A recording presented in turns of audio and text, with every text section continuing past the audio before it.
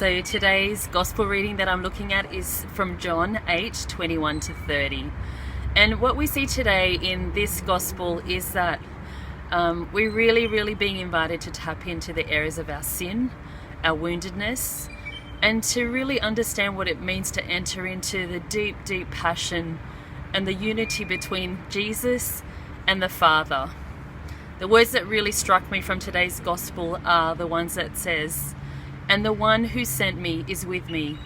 He has not left me alone, for I always do what is pleasing to him." So I guess I want you to think about today, as you made decisions throughout the day, what was it that was pleasing to the Father? Did you really seek his wisdom? Did you seek to understand some of the things that he was asking of you today? What would Jesus want me to do in some of these decisions, situations, encounters? How would he want me to emulate the Father's love? So we see today that Jesus does nothing by himself, that him and the Father are so united, that this divine love that's being poured out upon him, because the communion of love between them is so intense. And we know that he has this beautiful trust in the divine presence that the Father is pouring out upon him.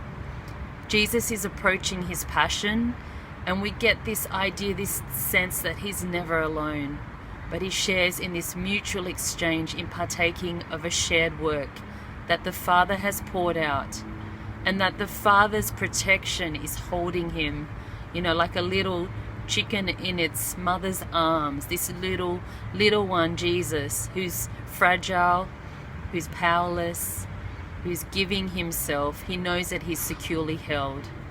And Jesus says this beautiful statement, "He has not left me to myself, and I always do what pleases him." So I really believe that today Jesus wants us to recognize in our hearts where may we have been experiencing some type of insecurity or feeling inadequate.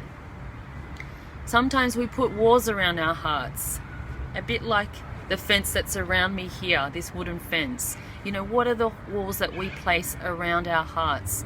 A bit like a prison where we feel captive or we feel unable to break free from some of the strongholds in our lives. How do we choose to let those who are closest to us to really love us, to embrace us, to pour out that compassion? It's natural for us to seek sometimes our own way, to fight for what we want, to push, to shove, to butt heads with the people closest to us. Sometimes our families are the ones that hurt us the most. And yet Jesus today is giving us this opportunity to break down the walls around our hearts. Today, let him come in and take away whatever other strongholds, what are the resistances. Let him come in, let him release whatever it is that holds you captive.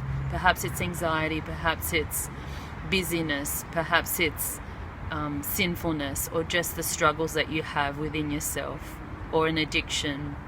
But today Jesus wants to relieve you of those strongholds, and he wants the Father's love to be poured upon you so that you can be a pleasing sacrifice of love to the Father, and that he can accomplish great things in your hearts. Amen.